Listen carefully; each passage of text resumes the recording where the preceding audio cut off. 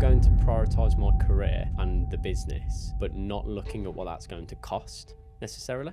And then there comes a point where I think people kind of just look around and there's just misalignment to, what I actually want out of life versus what I'm experiencing. It happens as a byproduct from stress usually, and it's the things that they're unaware of, that they don't see, that slowly erode their ability to look after their health and perform at the highest level. Now, whether people like it or not, you're on autopilot, you're going to land somewhere. So we know that if a plane takes off, right, and it's just 1 degree off the course, that plane ends up landing in a completely different city. We'll look at these people and we think we want what they have, but you really wouldn't want to live their life. Yeah, that's true. You'd want what they have, but you definitely would not want how they got there. Yeah. I think you can have a great life, not be present in it, be lost in your own thoughts and miss the whole experience. Foundation for me, like success, is how much you have the ability to be present, like with life, like now. Performance enhancements, benefits of sleep could be put into a pill. He said there'd be a drug dealer on every single corner of every single street selling that pill because of how powerful it is for the human body.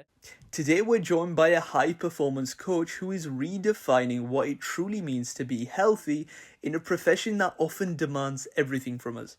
George Vernon is an elite fitness and nutrition specialist who has spent years proving that peak performance behind the drill starts with the physical and psychological foundations we often neglect. From his early days as a competitive amateur boxer to earning a master's in strength and conditioning, George has transitioned from training elite athletes to guiding medical professionals and business leaders through the high-stakes pressure of their career. He's a passionate advocate for the minimum effective dose of health, evidence-based recovery protocols, and the critical link between a clinician's well-being and their patient outcomes. In this episode, we dive deep into the 1 degree shift, exploring why small, sustainable daily habits are the only way to avoid landing in a state of burnout a decade down the line. We get into the clinical essentials of stress management, including the ROI of sleep and why heart rate variability is the most important data point you aren't tracking, before uncovering George's 5-part framework for building a lifestyle that actually lasts. Now, whether you're a dental student surviving on caffeine or an associate looking to reclaim your energy, this is a masterclass in performing at your personal peak. Let's get into it. George, thank you for coming on the show today. Tell us, for the people who don't know who you are so far, who is George Vernon? What you get up to? Do you want me to tell you a bit about my story or just who are you today? Who am I today? And we'll break it down from the past. Yeah, absolutely. I'm a health and performance coach. I work with medical professionals, business owners, senior leaders, and the work that I do with them is around physical health, nutrition, psychology, to deliver a health result that they're looking for, whether that's weight loss, whether that's optimizing lifestyle to perform better within work, or whether that is a sporting event. So one of my clients just got himself, luckily, a place in London Marathon, so we're pushing on towards that and trying to beat times that he's set in his 30s now that he's 46. So yeah. Oh wow, okay. So basically you work with people in healthcare and people who are leaders of organizations to make sure that behind the scenes they're operating the best they can. Yeah, right? Absolutely. That's really interesting. I think that's quite overlooked oftentimes, the people who go into these big roles and by virtue of the hard work end up in a very influential positions that can influence many people and affect people's daily lives in a very big way. I believe, from what I've seen, and I would imagine that it's very easy to neglect someone's health at that point, right? Is that something you see yourself personally with your clients? Do people normally neglect their own health and let it be a slow down on the priority list? They don't do it consciously, so they don't set out, or I'm yet to meet somebody who says, I'm going to ruin my health intentionally. It happens as a byproduct from stress usually, poor stress management. And it's the things that they're unaware of, that they don't see, that slowly erode their ability to look after their health and perform at the highest level. And that's where I come in, is bringing awareness to the things that matter the most, that's going to have the biggest difference for them moving forward. And I always say to people, like, it's not what I want for them. People come to me, they tell me what they want, and I'm there as the guide. I literally show them the way to get that result through the different strategies, whether that's through the nutrition, physical health, or the mindset. And it typically is mindset. Interesting. Yeah, I'm guessing a lot of the people that you're working with, as you mentioned, there might be high performance, there might be executives, other types of people as well. A lot of the times, these things take precedent or take priority over, for example, their health, right? Yeah. And a lot of the times, I'm guessing they might not realize that they have an issue until it's too late. Like, at what point do you normally see people coming to you, and what is that roadmap or that path from, they're completely fine to that stress building up over time? What does that look like from your perspective? It looks like I'm going to prioritize my career and the business, but not looking at what that's going to cost necessarily. And then there comes a point where I think people kind of just look around and there's just misalignment to, what I actually want out of life versus what I'm experiencing.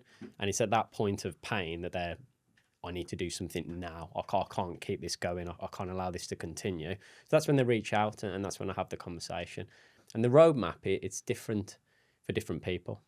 It depends on at what point they're starting with. But fundamentally, everyone, it's a psychological shift first. It's understanding why they want to change and where they really want to get to. And then there's multiple layers that I kind of go into with that to make sure that if you're going to set on that path, it's got to last. It's got to just be something that we're setting yourself up for the years to come, not just a quick little fix now. Yeah. You mentioned cost there, right? I mean, long-term cost, the consequences of leaving things too late. Could you dive into what is that cost for a lot of people, and what is that concept of cost? So when I speak to people about setting goals, I'll often say to them, especially before, and I'll give you like an example. I meet loads of dentists who are like pushing themselves to the absolute max, and then they'll like to say, George, I want to run a marathon. I was like, this doesn't sound like a good idea.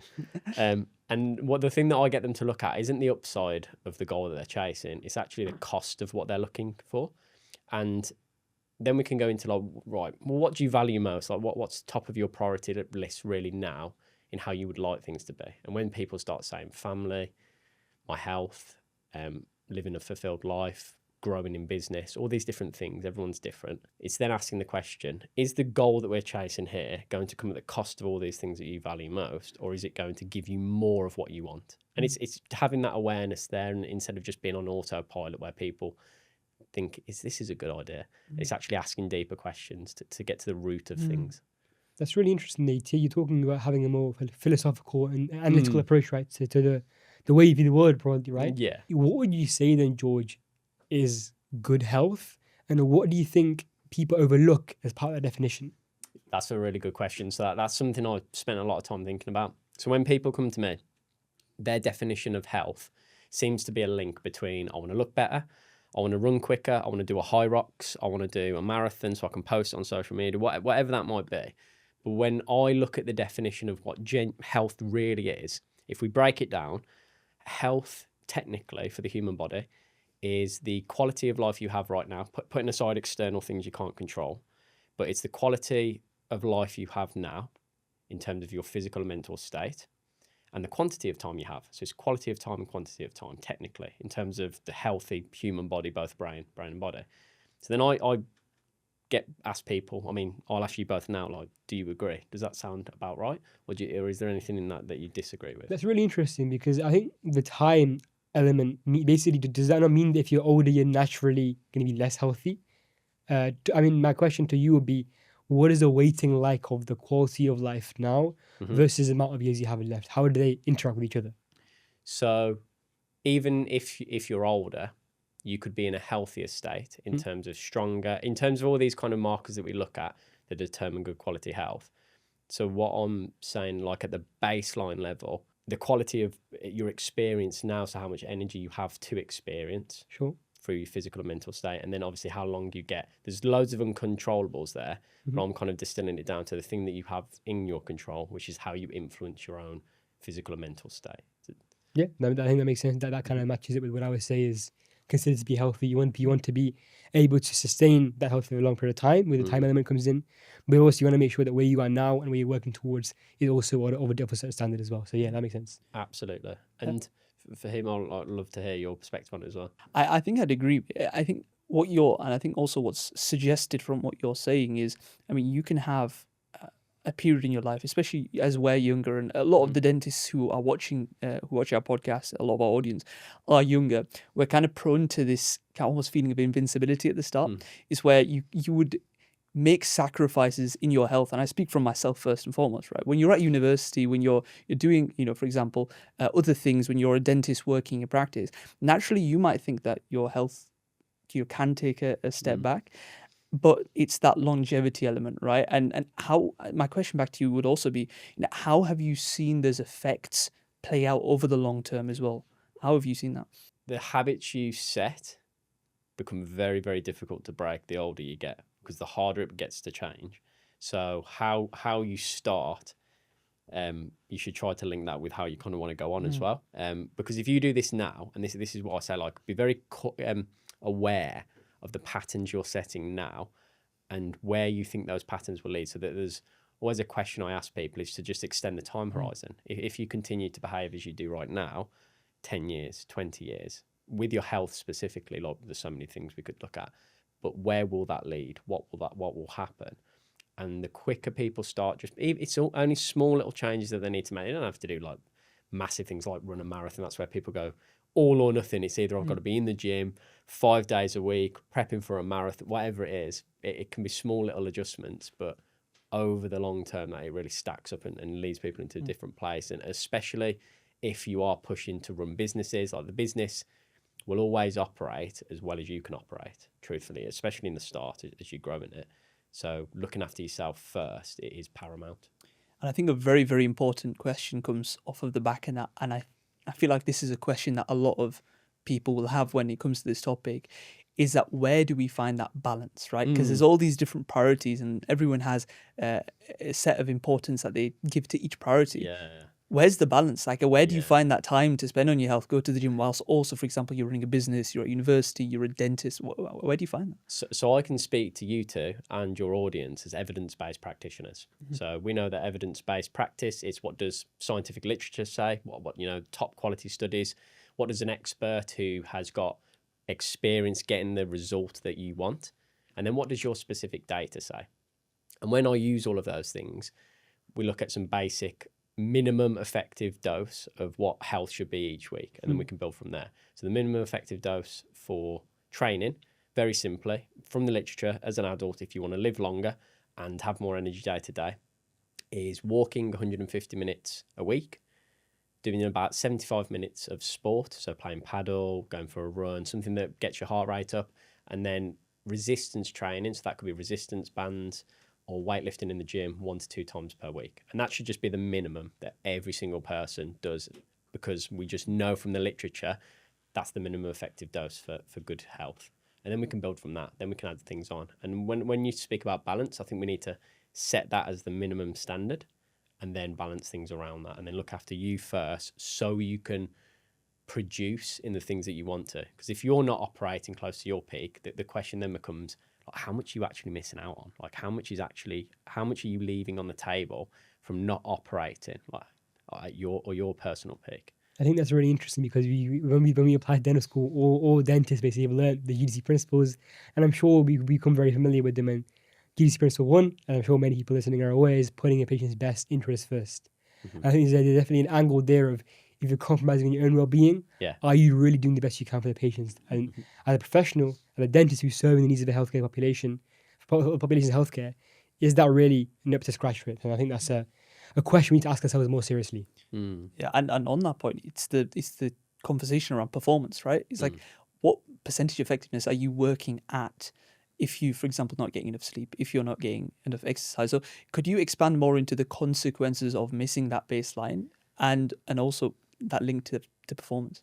I'll share it with you by using an analogy. So the analogy I use quite often when I give talks, when I speak to my clients, is that of a plane.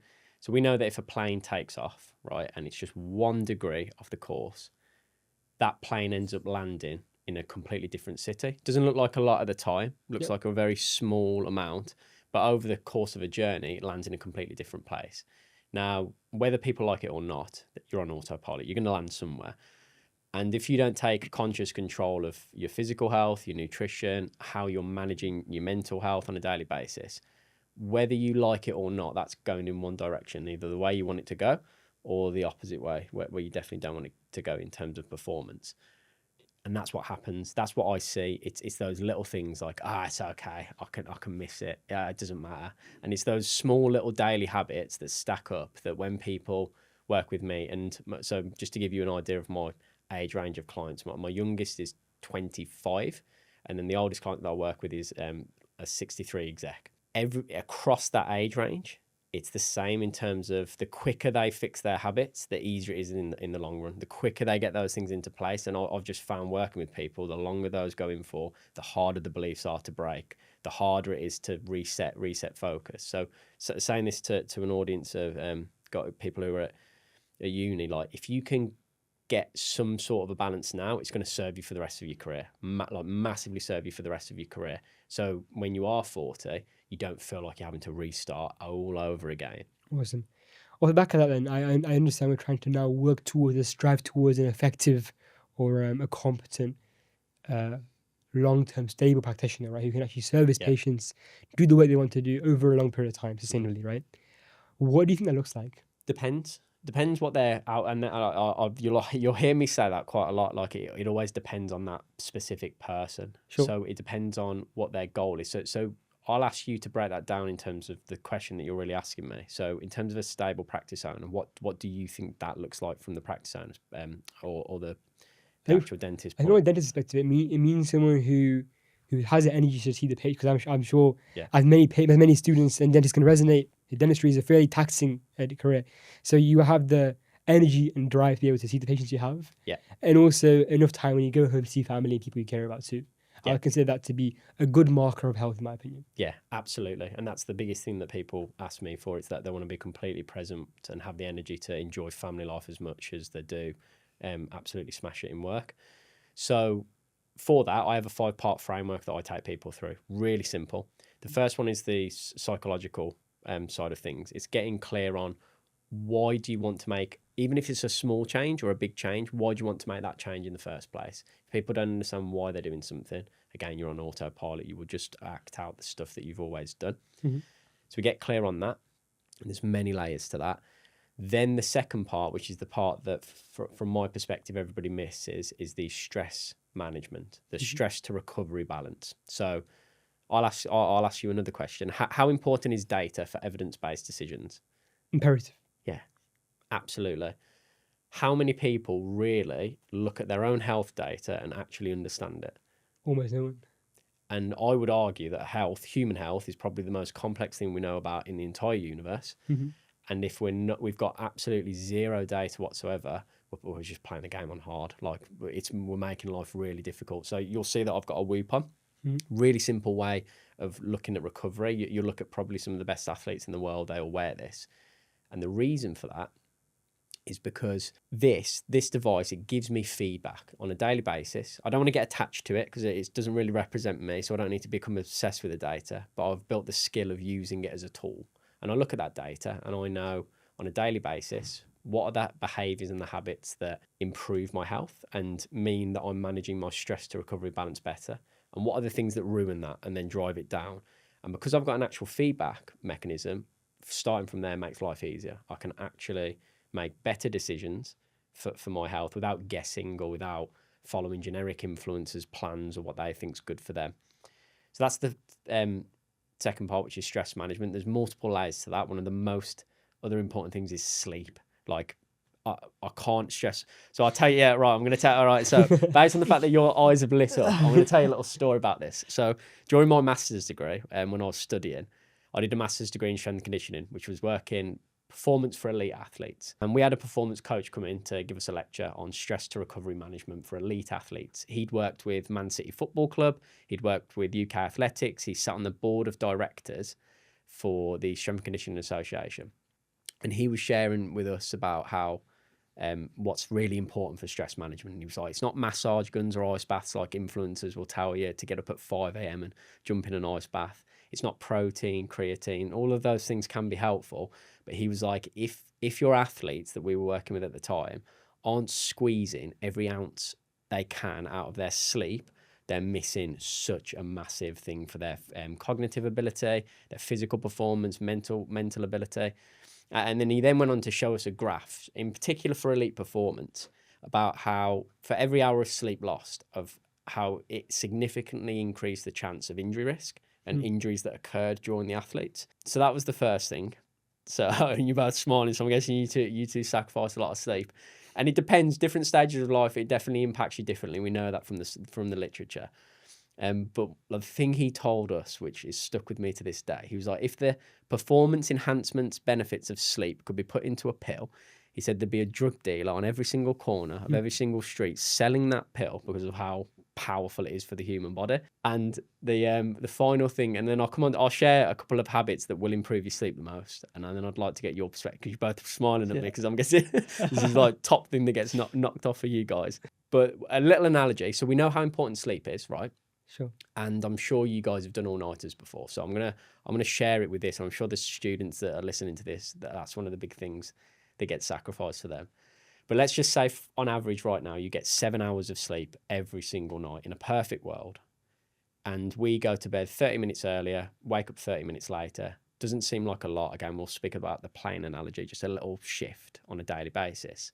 Across the week, on average, that means you sleep an extra night per week. So you go from sleeping 7 nights per week, because there's 7 hours across the week. So you imagine that. We know how powerful sleep is. You get an extra night of sleep. And then if we reverse it, right? So we go from 7 hours of sleep per night to 6 hours of sleep per night. And I'd like to know how many hours you two sleep. Just keep laughing. But let's just say, right? Let's just say. So we reverse it. So you lose an hour of sleep. So you, on average, sleep 6 hours per night. Yeah. That's a night of sleep we lose per week by just a very, very small shift, right? And if I was to ask you both now, sleep Monday to Saturday, 7 hours, 8 hours a night, but just don't sleep on Sunday. What does that do to your physical performance, your mental performance, your ability to focus? And how much do you think that's really taking away from your ability to operate at your peak level? Yeah, I think you're destroyed. That whole Sunday, you're gonna be eyes holding your eyes open. You're gonna be focused the whole day. Zombie mode, right? Yeah. And that's what happens. Like, it's a small shift. Like, even if we just take 30 minutes of sleep off every night, that's a night of sleep that you lose per 2 weeks. Does that make sense in terms of maths? Like, it's just so it's just like, and we don't notice that, but we think about the impact again over a year, over 2 years. And I go back to what I said earlier. People don't consciously choose to neglect their health. What happens is that their body's in such a poor balance of stress and recovery because they're losing 30 minutes every night, that staying consistent with the health habits we know are important, staying consistent with eating better to fuel the body, all these things become so much harder to do. You don't consciously choose that. Your body literally chooses what's easier in the moment because it's just an automatic response. So over time, it becomes harder and more difficult. And then we get into our 30s and you have children. And then it becomes even more difficult to set the routines. So it's these little shifts that people don't realise that makes such a big difference over the long run. So that's my part two of the model. Yeah, and just on that point, I think the most difficult bit, or the most kind of, especially when it comes to sleep and deciding how long you're going to sleep, and especially if you're doing a lot of things, the effects of sleep are hard to measure in output. For example, you can work an extra hour, you can study for an extra hour, you can stay awake for another hour. In my mind, and if the minds of a lot of people, that's another hour you can dedicate towards work. That's towards they're not study. measuring that. Yeah, but so how do you kind of track that in terms of output, and how do you reconcile that with, for example, the clientele that you work with, the executives who are really of that mindset? Like, how do you have that conversation and go about reframing them? How do you put ROI on sleep time? Yeah. That's a really great question. The ROI that we're talking about, like, we also don't need to necessarily on an individual scale, because we just know from the literature of how much it negatively impacts health. Like, we know shift workers, for example, who have inconsistent shift patterns lose years off their life. That's also a statistical fact. And we know, again, some of the studies that I shared with elite athletes, just the increased chance of injury risk. We know when we speak to people, and when I share that analogy of exactly like going to the feeling of losing a night of sleep, what happens? We know if we start tracking Whoop data and we look at numbers like, so I'll share another number that's really helpful for you to track. And one of the best numbers that is predictive of overtraining and burnout in elite athletes is a number called heart rate variability. And what it simply does is it measures your body's stress to recovery management, how well your nervous system is balanced, right? So that's like a real solid number that we can see in terms of how well your nervous system is being regulated, and it has loads of downstream impacts on your health. And we know over time, if that number's going down over time, you're not doing stuff too good. Like something could potentially break. You're at a higher risk of burning out, something breaking. If that number's going up over time, great. Really interesting. Like you listen to people like Alex and Mosey, his number was going down for a period of time. And that's not to take away his success, but his physical state. Like something will inevitably need to change. Like systems break, and there are signals that we can measure that show that. And that's one of the best ways to measure in terms of the impact of sleep. We know for heart rate variability, the biggest influence on that is the length and quality of sleep that you're having. So again, we go down to as close as we can to the numbers. That's the ROI, and then from that we build back up. We just know if you're performing closer to your physical and mental peak, that hour that you're maybe doing, which is costing you sleep, is probably an hour wasted. When we know that from people who burn out, we know that they will work and work and work, feeling like they're being productive, but the reality is because they're mistreating their health, they're actually having to work more because they're not doing the quality, so they need the quantity. And that's when we go to a reset. It's interesting you mentioned that Alex Hormozy and other people who are seen as high performers, right? And I think a lot of the issue is when we look at people who we think are high performers, they are people who push through using willpower, working, majority of the time that they're awake and not sleeping as much. I mean, when you look at them, and I'm guessing the same thing with your clientele, like executives, these types of people who are, naturally they see themselves to be high performers, in that they're doing a lot of output and putting a lot of hours in. How do you assess that situation? I'm not sure people like that use willpower. I think people like that behave in that way because they've been conditioned to behave in that way, and they can't behave in any other way. Like you'll often come across people who seem to just be able to work every hour under the sun, and there are driving factors psychologically that are under the surface there that if you ask them, can you stop? No. It's like, and then we kind of attribute that, they've got loads of willpower, I wish I was like them. But it's like, no, you need all their life experiences. You need to know what they know and what they don't know to behave like that, if that makes sense. So it's not like something that you can get from them. In essence, is actually an environment that produces that result for them. And that's where I'm very big on asking these questions of what is it you really want, and do you understand why you want that as an important factor. I think that's really interesting, because essentially what you think you're alluding to is, and what Fahim kind of saying is that at the start it might be willpower, you might be working hard for the graft, but somewhere along the way, you get lost in the sources of work, and you just become a byproduct of the work you're doing, and you become the work you are, and you can't be anything without that. I think that's very common for dentists, students who are very academic in their nature, very hardworking, all top of the class, right, who are very passionate about what they're doing. Somewhere along the way, that becomes all we are. I think it's important to really ask that question of can you switch off, and can you actually stop, or are you doing this on autopilot now, whereas before it was a matter of will and intention. Yeah, absolutely. Oh, okay, we'll cut that out. We do scratch. I post up here. Yeah, sure that was absolutely. Yeah, you're saying. Yeah, it's just asking. I think it's asking. I'll go back to the psychology. So that's the first part of my framework. Is asking better questions like what do you really want, and we'll look at these people and we think we want what they have, but you really wouldn't want to live their life. Yeah, that's true. You'd want what they have, but you definitely would not want how they got there. Yeah. And this is what I always ask people is like, why is that your goal?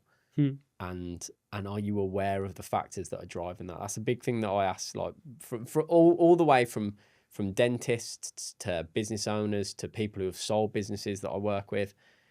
That is the thing, like under the surface. Everybody seems to be in this slight state of discontent to some degree in one way or another, where they're always striving for something more, and they think they're gonna get that from whatever it is that they get. And that's why I go back to basics in terms of physical health, mental health, working on having a system around you, which is what my 5-part model is, to predictably produce a healthier human. Not based on what I think's healthy, but based on what the literature says, based on the feedback that people give me. So that 3-part evidence-based practice of science. What do I see from the results I've got other people, but then what does your data say? So I'm massive on collecting data for people as well. So let's get, I know we're weaving in and out of this framework. So you've done point 1, so we did point 2 as well.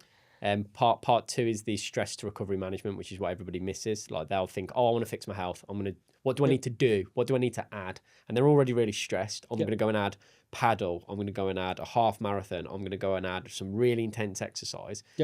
But they don't behave in a way where they're inconsistent, they have bad habits and they fall off because they want to. They behave that way because their body's under so much stress that it craves to escape that stress in whatever way it can. So it takes the easier route. Sure. So if we don't fix that first and we add loads of like restrictive diets, really tough training on top of things, because we're not solving the original problem, they're just going to yo-yo. It's going to be all nothing. And that's why I see people. It's like they'll be all in and then they'll be all out and then they'll start on Monday. And then that's the kind of cycle people get into. So that's the stress to recovery management.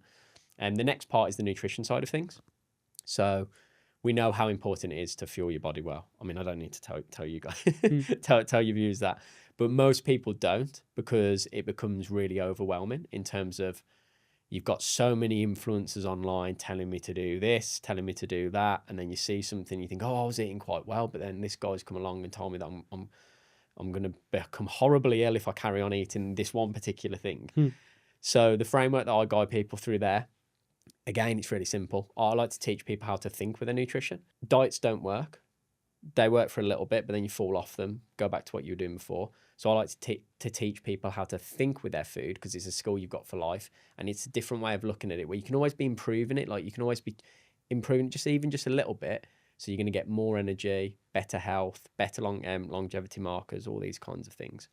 And the way I teach them to do that, again, through scientific principles and what I've seen work over the years, 80 to 20% rule, 80% of your food, very simple, good quality, carbs, fats, proteins, single ingredients, stuff as much as you can. Keep it simple, and then 20% roughly, whatever you like. Enjoy yourself, because we just know it helps people over the long term stick with things. And then that can shift. Sometimes it'll be 90-10, sometimes it'll be 50-50 when you're on holiday. But if you've got that flexibility and you keep returning to the better sources and quality of foods, you're always going to be in a better place. Okay. I think there's a lesson there, or a kind of reflection there, which is that it's not always, it doesn't always have to be a very strict regimen. No. Where it's all or nothing. I have to be harsh. Because I think that also leads to a spiral, again, correct me wrong, of this, almost like this self-loathing or this self-hatred where, oh, I made a mistake, now everything's over. Yeah. Rather, what you're saying is more of kind of an equilibrium. Yes, there can be change, there can be flexibility. Absolutely, literally spot on. I'm glad you've seen that, because this is the pattern that I see, especially with high performers. If it's not perfect, it's just not good enough at all. I'm gonna give it up, or I'm not gonna focus on it. It's not the important thing for me right now. And that's why I use the plane analogy. It's like, no, like 1 little degree shifts over this next year will land you in a completely different place with your performance, with your health. And it might just be 30-minute daily habits that you're just neglecting right now that will actually change your life if you just put some focus there. And I'll give another example with the nutrition. So most people eat between 5 to 10 meals, roughly on average, on a weekly basis.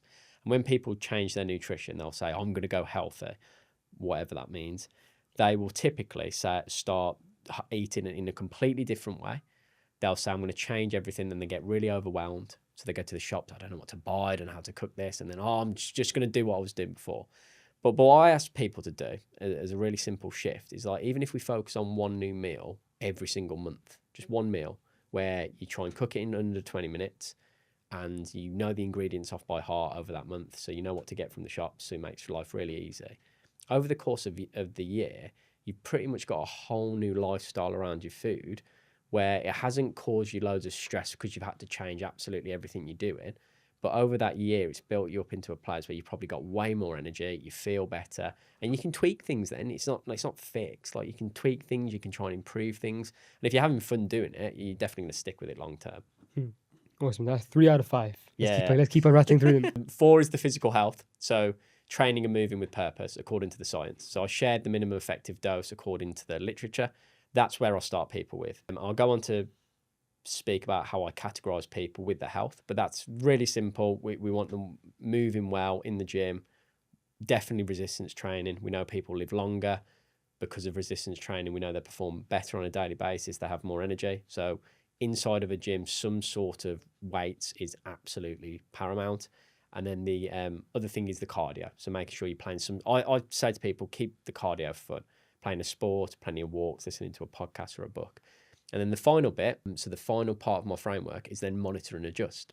So having the flexibility of that whole process to consistently just ask better questions So you're shifting the plane, even if it's just 1 degree, couple of degrees, not to move it to what I think is good for you, because you guys will have your goals. You will know what you want to achieve in the next 5 years, 10 years.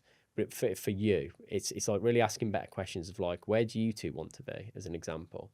And how can I genuinely work on my physical and mental state on a daily, weekly basis that's actually going to get me there in a way that I enjoy? And I think that's one of the most important parts. You got to enjoy it as well. So making exercise fun. Yeah, essentially. absolutely. Yeah.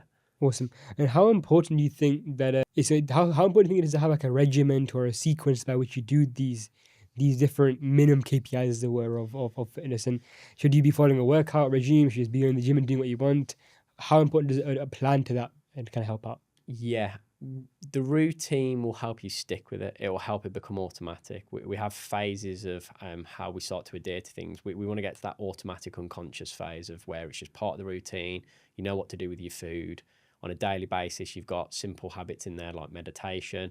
You prioritize sleep. It's not always going to be perfect, but you're always asking better questions. So if you slept 2 hours to get something handed in, it's asking a better question of, well, how am I going to catch up on that sleep? How am I going to try and improve that moving forward? And as long as you're flexible with that, asking yourself, right, where do I actually want to go? What is the end destination for me? And how does that measure up to what I'm really doing now? Awesome. How would you say, George, sleep debt works? Because let's say I pull an all-nighter for my essay due tomorrow. How much do I need to spend? How much time do I need to spend to catch that up? Is it going to last a week? When will the repercussions of that all-nighter subside? It depends. So it'll stack up over time. So as I said, if you're missing sleep, you are going to feel an effect over the months, over the years.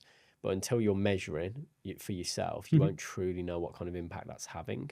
And until you start looking at things like heart rate variability, you'll start to see how that's really impacting your like nervous system balance over time. And you can start making better decisions based on you. Because you'll know that everybody's got their own blueprint to their own peak performance and when they feel the best and when they're at the happiest. And if you start from there, you'll roughly know what you need for you, and then you can use the frameworks that I introduced to actually stack onto that and build that up slowly over time. Awesome. Now, before we get to point 5 of the framework, right, which I believe is still pending, you mentioned that you've got archetypes, kind of profiles, personas, or people's attitude towards their health. Would you like to break this down for us? Yeah, really simple. There's 3 phases of health that people are in if they want to change something with their health that I've identified as the number one important thing to do based on what we see from scientific data and then what's typically important for that person. So phase 1 is usually accelerated fat loss. So that is where weight loss is their main goal because we know it's one of the biggest influences on their overall health. We know if we get people, for men, for example, below 20% body fat, that's usually a really good area to be in. From there, so that's losing the weight to a healthy weight which they're really happy with and function at their best, applying those 5 parts. So that the final part was just monitor and adjust. So that's just monitoring and adjusting the whole process. The second phase that people will be in is lifestyle optimization. So this is where a lot of the entrepreneurs that I work with are typically in. They are at a healthy weight. They don't necessarily need to like put loads of attention to maintain the weight, but their stress to recovery balance is absolutely out of whack. They're really, really stressed and they don't even see the impact how that stress is having and depleting their performance and the areas of their life until they bring some awareness to it. So in that phase, it's all about using that 5-part framework as the main focus being to optimize lifestyle. So they don't need to lose weight. They just need to have more energy on a daily basis, more focus inside of work, and then most importantly, just as much outside of work as well. And then the final phase that people are in is the performance phase. And I mean performance in the context of a sport-specific goal. Because the conflict I typically see people have is like a dentist, I want to run a marathon. I'm just like, but really, they should be in the lifestyle optimization phase because they haven't got the balance between their stress to recovery. So it's like trying to fire a cannon out of a canoe. It's just not going to work very well. They haven't got a solid foundation to work from. So they need to go into that phase. And then before they set themselves like a marathon or something like that, big sports performance challenge, they need to really ask themselves the question of, is this going to cost me more than it's worth? And is my health genuinely in a good place to do that? And then how do each of those phases relate to work?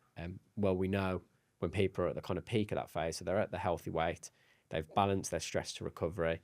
And if they are doing a performance goal, we need to know that's not impacting work performance as well. So when they're at the peak of those, they're operating at as close to their peak as they can, so they're getting the most out of work with the energy when they get home. And I say that as absolute. None of this is absolute. None of this is like 100%. It's a constant fluctuating scale.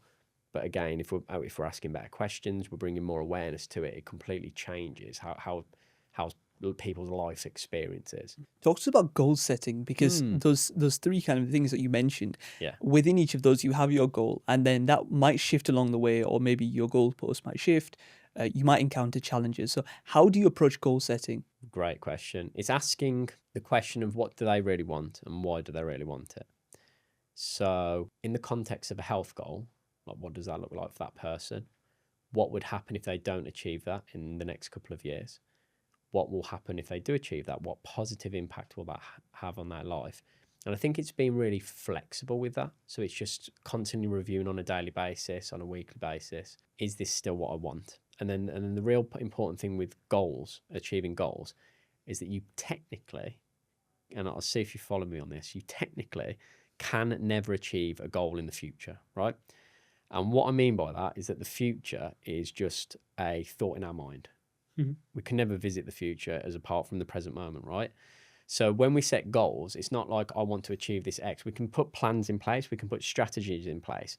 But the question always really comes is, how do I need to behave now, like in this moment and on a daily basis? So we have to distill things down to like the most simplest behaviors, ways of thinking, things that person does who achieve that goal into now, because then that allows us to achieve that goal in the future. Do you both follow me on that? Yeah, that makes sense. I think what you're basically saying is you need to embody the actions required to get there, and the goal will almost come to you. The unison there. Absolutely. Most people think, oh, I want this goal in the future, and they put all their fixation on that, but they don't ask themselves the question of How do I get there?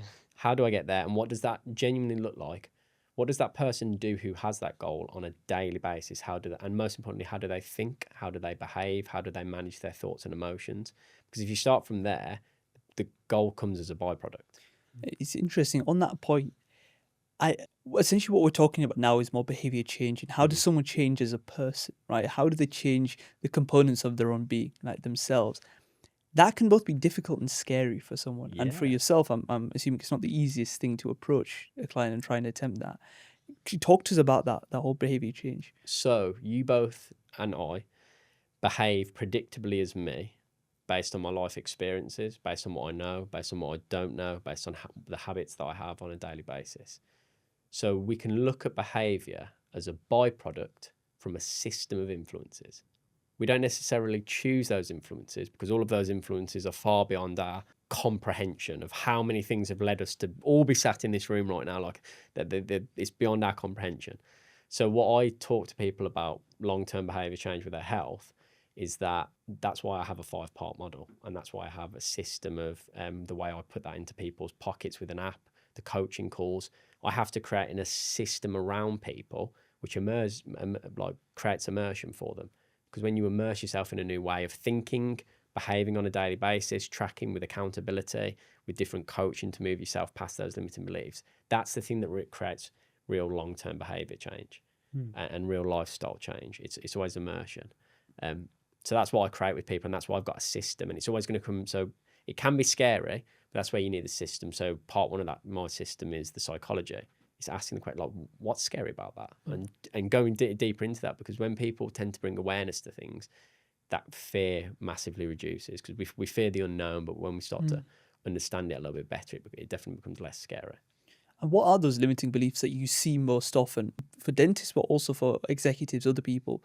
What are those main limiting beliefs when it comes to behavior change, and what are those challenges that they do face? They believe that they're in control of it to an extent. So they believe that they can will their way to their goal. They believe that it's all on them. They're either good or not so good. But the reality is that it's a system that they need around them. It's a system of influences. It's a new way of thinking. It's so many different factors that will contribute to that as the byproduct. And I'd say that's the predominant limiting belief. Like they don't know what they don't know. So then that's where I kind of see people, and I kind of see how things will happen if they don't get that. Especially I think the education part of things is the most important part. Having a better understanding of themselves. Interesting. So George, I understand that you have a background as an athlete yourself. You're very, very sporty. Talk to us about how health has benefited you personally and the way it's transformed the way you view the world. Really good question. So health and performance started for me when I was 11 years old. I walked into a boxing gym, and the reason I went to a boxing gym was because I was a very nervous and anxious kid, and it was to knock some confidence into me. It was the hope. Fast forward years and years, I had 33 amateur fights. I competed at regional, pushing on to like national level, which afforded me a sports scholarship when I went to university. So I was a athlete there with a performance team around me. So that kind of deepened my like passion for health, performance, nutrition, performance psychology, all these kinds of things. I did undergrad degree in sports and exercise science, master's degree in strength and conditioning. And then since then, for the past 6 years, I finished my master's 6 years ago, I've just gone like hell for leather in psychology, education, everything to do with just transforming and long-term behaviour change. For me, how it's influenced me, it's made me reflect on the different stages of my life, why I had those particular goals. Like when I went, truthfully, like boxing for me was to feel important, to feel significant. That was the main driving factor, and I wasn't aware of that. And I honestly nearly probably did burn out when I was about 16 years old because I was so obsessed with fighting. If you ask me then what you're going to be, I'm going to be an Olympic medalist and a world champion. Nothing else. I was like 5% body fat all year round. I weighed every gram of food that went into my mouth.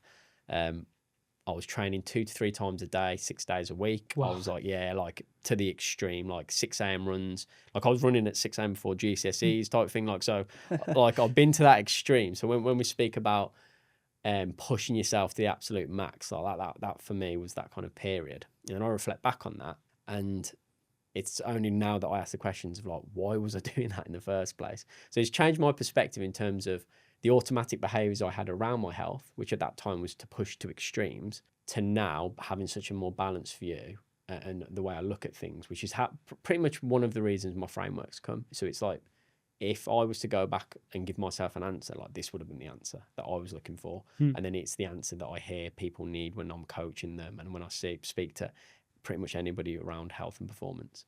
Interesting. So you mentioned the driving factor at one point was kind of ego or feeling important and recognition, right? With the clients you have now, what do you think are common drivers that might not be as sincere at first glance towards the actual goal you're trying to achieve? Significance is definitely up there, but that's not always a bad thing because it depends like what you want to be significant for. Yeah, true, you can be significant for doing great things or terrible things. That's not necessarily a bad thing. I think it's the best way for me to answer this is the cost of what they're driving for, that they're not consciously acknowledging. That's the problem. Okay. So it's, I want this career goal and my health can become the cost of that. And then and then this is where I see people come to me. It's like, if I don't fix this now, I don't know how my life's going to be like in 5 to 10 years. That's the bit I definitely don't want people to get to. Yep.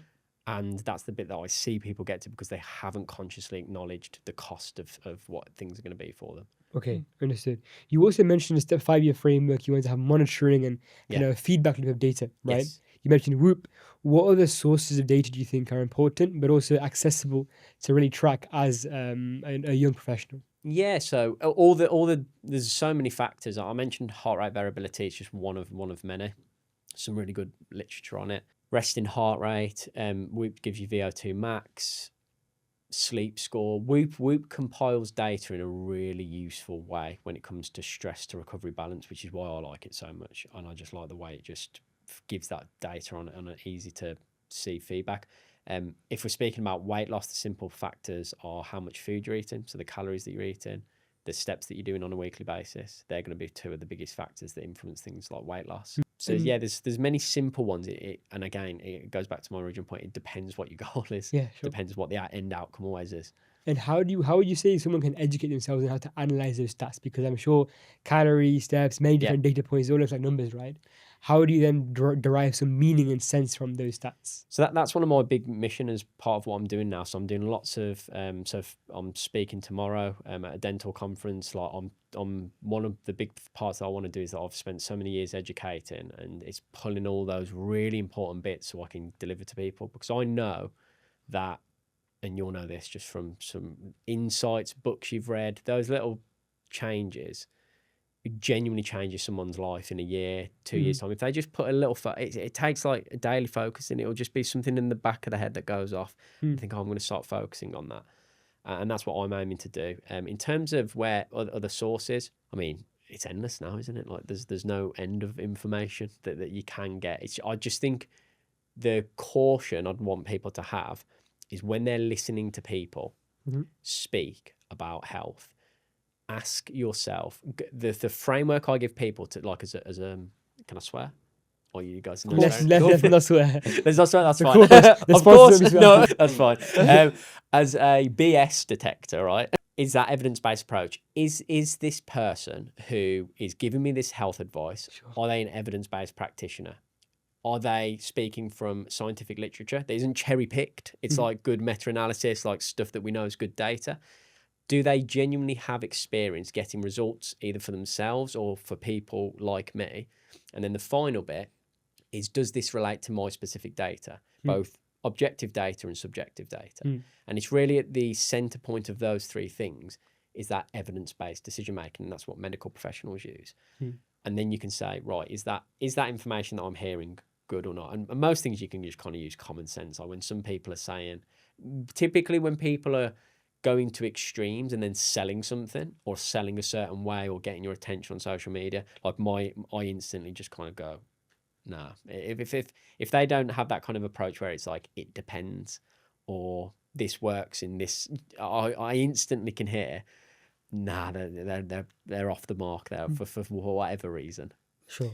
Social media is a big one when it comes to influencing health and lifestyle, and what we see a lot of people do. I mean, how do you feel like social media now is impacting people's perception on health, or what good health should be, and also specifically perhaps in dentistry or other professionals that you might serve? It's a great question. It leans people towards health being this goal for significance, to post their marathon, to post their run, to post how they look on social media. And then health, it's the bodybuilding culture has definitely influenced this massively. But it's health for me is how I look, how quick I run, all those kind of things. And I go back to my original definition of health. When we have that as our original definition, it makes no sense to not have health as a priority. If we know really that it is the quality of time we have now and the quantity of time we have, like what could be as important, or if not more important, than the quality of time and quantity of time? But things can definitely be more important than how quick I run, how much I lift in the gym, or how if I've got a six pack or not. And that's how I think it shifted. I think it shifted people very much to this significance driven, ego driven, which shifts how they see things. And then I think there's just so much information as misinformation as well, of people coming on. And I always joke to the dentists that I work with, I say, would you believe, or would you trust a dentist, right, who was qualified to a B.Tech standard with your teeth? So college standard. I'm not saying there's anything wrong with B.Techs, because they're a great building block to build your knowledge. But if you went to a dentist and they just got a B.Tech, would you trust them? Yeah. That is PTs. So PT is a 2-week, 4-week course at a level 3 standard. And there's nothing wrong with that, because there's some phenomenal PTs out there who get that qualification and they strive for more. They push on. They get better understanding, they build that up over time. But then there's a lot who do a 2-week course so they can work and earn above £30 an hour. And then they sell this then they're seen as an authority on what you should do with your food, what you should do with your training. But they don't really understand, not because they just don't know any better. They think this is what's best for this person. Some, I hope, others maybe not much so much, but yeah. Yeah, interesting, because you mentioned PTs there, and there's other kind of professionals who will work within kind of the sphere of health, who all serve different purposes, right? Could you go into a bit more of kind of telling us a bit more about the different professionals that are involved within health, and when would you use each one? For example, nutritionists, trainers. Yeah. Great question. If you get injured, get yourself to a physiotherapist. And there are bad physiotherapists and there are good physiotherapists. But get yourself to a physio, because you need to get some sort of an assessment to see what that injury is. Again, another factor, go back to my plane analogy, really shifts the plane in a bad direction is when people get injuries, they don't get it sorted, and that injury causes them big health complications down the line. And it could have been sorted with a proper plan in the first place if they'd have got that assessment. So always see a physio. With my master's degree, a large bulk of what I did and what I still do now is once somebody's got a physio diagnosis, I then write the plan for them from physio onwards in terms of getting them back up to full health. Depending on what the injury is, I always tell people if there's a limitation in what I can help them with, I'd always let them know. But that's one professional. A PT can be very helpful if they're a high quality PT in introducing you into the gym, helping you understand how to move, how to lift things. A strength and conditioning coach was what I operated as, which is your performance-based coach for elite athletes. So I've worked with football players, rugby players, netball, multiple sports during my masters. After I worked with predominantly fighters, so I was a professional and amateur boxing coach, and then was self-employed working with boxers for their strength and conditioning in terms of, for professional debuts and all that kind of stuff. So that's another example. Nutritionists, depends what for. So dietitian will typically deal with general health concerns. Nutritionists will be more performance-based for sports. It's one of the big reasons that I encompass everything with the coaching that I do, because I've had experience with everything, and it's the thing that I know you can't really just do one thing. It's like in business, right? Running a business, only marketing, do nothing else but marketing, and then expect the business to grow. It's just never going to happen. And it's the same with health. Like most people will say, I need to fix my health, so I'm going to go get 2 to 4 hours of PT, which is the physical health side of things per week. It's like 4 hours out of 168 hours. And it's just like, there's no wonder why your health isn't moving forward to where you want it to be. So what do you say for a dentist and someone else who might be a high performance professional? What would be like a routine that you would give them for them to kind of maintain their health, apart from what we said about exercise and sleep? For example, getting a sports massage, maybe, like things that they can do apart from their routine with exercise and health. And is that needed? Yeah. So I have a bit of like a decision tree framework that I use. So it's, you both know what a needs analysis is, right? So really simply, we know what the gold standard is in terms of health, in terms of peak performance. And needs analysis is then basically asking the questions of what is this person missing that would move them from where they are to where they need to be. So in relation to that question, if we're assuming their nutrition was on point, so 80% of their food was good quality, they were at a healthy weight in terms of body fat percentage, they were walking and doing decent cardio each week, weight training on top of that, sleep was in a good place, their heart rate variability data was decent on a Whoop. Is that kind of what you're asking me after that? Like what additional things could they do? Yeah, to look after their health beyond everything that we just mentioned. For example, I was speaking to a dentist the other day. He does a lot of sports. He's into kind of Muay Thai and things, but he's also into kind of the wellness side of things, right? For example, going to the sauna, going to have a sports massage, things that are not essential to your health that could contribute to, for example, maybe the mental side of things. That kind of auxiliary or additional kind of health related things. Yeah, I'd actually say it's whatever they find fun and where they find genuine human connection as well, where they genuinely feel connected to people, because that's one of the big things that for the stress to recovery management thing I think people are missing. So it's not necessarily treating themselves as much like a performance robot in essence, but like we know again for the long term research that genuine connection with people you like, love, similar mission to you, and fun in your week is absolutely essential to mental and physical performance. So I'd probably lean there. The thing that I haven't mentioned, that if you was to ask me, George, what's the most important health habit and mind habit that you have in your day, would be meditation.